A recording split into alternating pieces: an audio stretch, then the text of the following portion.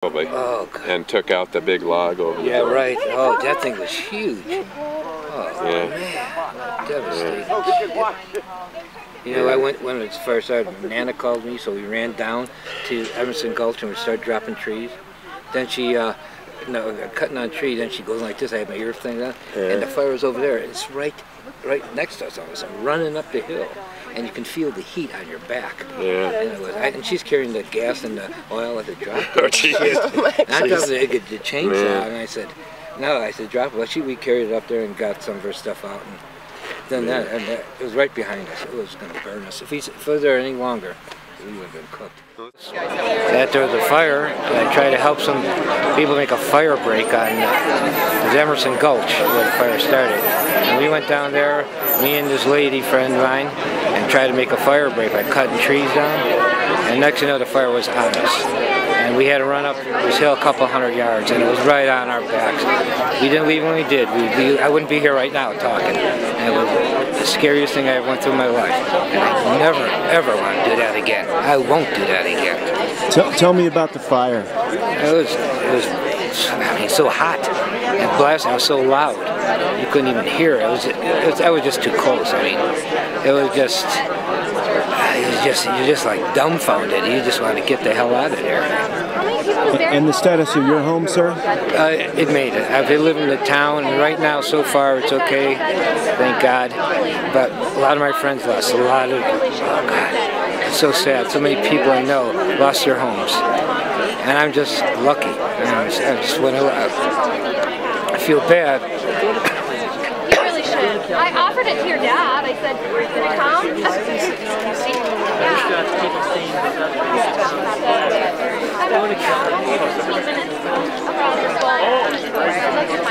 I don't know why I made it. You guys have dogs and stuff too? Just hot spots, we'll stay and we'll fight it. And then it came over the entire ridge at one time, like a wall of fire, nearly a quarter-mile long and 50 to 100-foot flames, and just noise like a jet taking off. And then we knew it was time to bail. And when I looked back at my house, I thought it was the last thing, time I'd ever see it. And evidently, like within minutes, the first slurry bomber run of the day was right down the backs of our houses and saved them. And then the boys from Ward, the firemen from Ward came and hosed down that street. And those two factors are the only reason that I have a house today. I had probably the fourth house that burned to the ground. I was awakened about 8:30 by the police department saying there was a small fire in Emerson Gulch. And I went out on my deck and the fire was just coming right towards my house in the forest behind my house. And I watched my neighbor's house explode. I hung out at my house for about an hour and a half watching the fire come towards it. There was absolutely no response, no fire trucks, no nothing. I was upwind of the fire. To me, it seemed to be the most defensible place for the fire. Downwind the wind was blowing 50 miles an hour east, and anything downwind was totally undefensible. My house is in a meadow among what they call the subdivision, which is all in meadows, and it was the most defensible place to save houses, and there was no response, nothing for 2 hours, more than 2 hours. So I'm pissed about that, but I really appreciate the firemen that came out and are working on the fire. And so tell me, did you see your house burn down, sir? I did not see my house burn down. I stayed till the last second to where the fire was 100 feet from my house. A wall of fire maybe 300 feet high. And I was starting to feel the heat. And then what did you do, sir? I had my car ready to go, and I went. With these clothes, this is it. This is what I have. My name is Ed Dawson. I live at 508 Rim Road.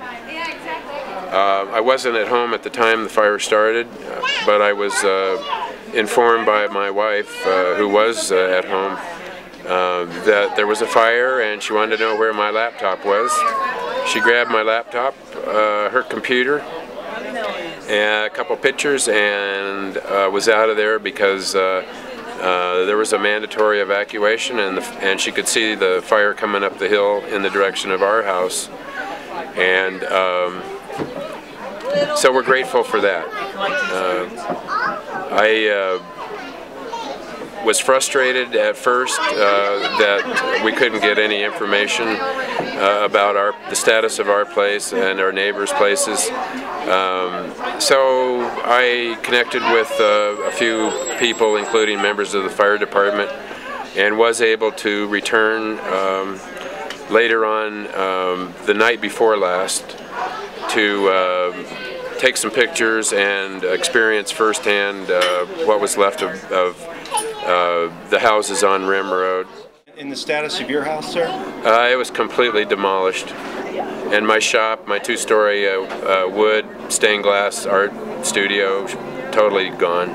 All the vehicles, all of my stuff that I had stored around, heavy equipment that I was repairing that couldn't be evacuated, a lot of that's gone. There were a few things the night before last that had been spared the first wave of the fire, but because they're in the the parameter of the current fire zone, I haven't been able to get any updates.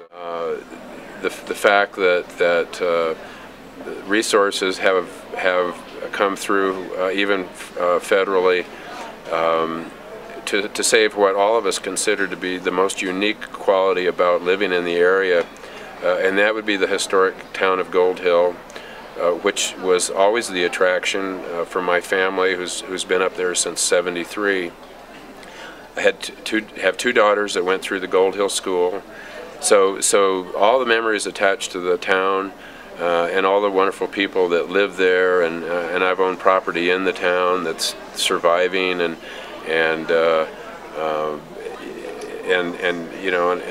I do appreciate that people have sometimes had to leave the defense of their own homes in favor of the community effort of saving Gold Hill and saving structures that are intact.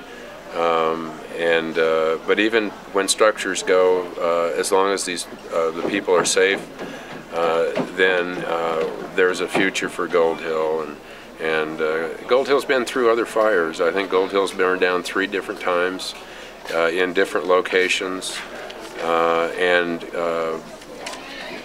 we still hope that it is safe, but actually until this is out, there is really nothing guaranteed.